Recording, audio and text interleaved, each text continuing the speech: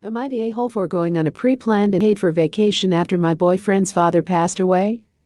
My boyfriend, 30M, and I, 28F, have been dating for 4 years and have been living together for the past 18 months.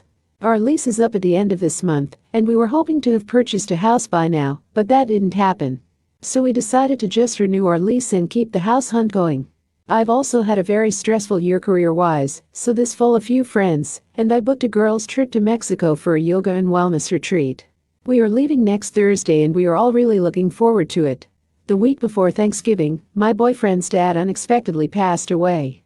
My boyfriend immediately flew out to be with his mom and siblings. He ended up staying there for Thanksgiving instead of coming home, which I completely understand.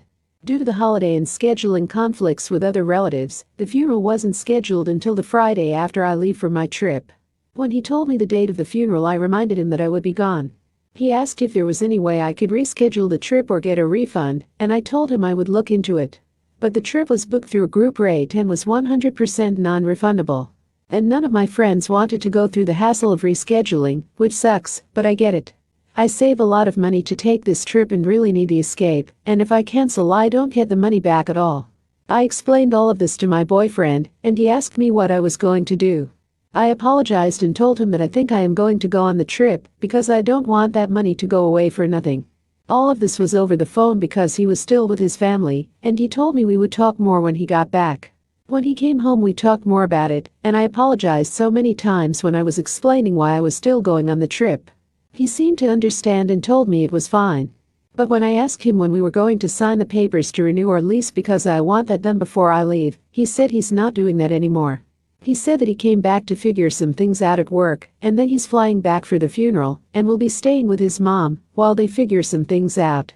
I asked him why he didn't talk to me about this first, and he said that he's talking to me about it right now. He said his mom needs help, so he's going to stay with her. I asked him what I am supposed to do about a place to live, and he told me to figure it out with my friends on our vacation. I told him that he's putting me in a bad situation and that he seemed fine with me going on the trip and missing the funeral.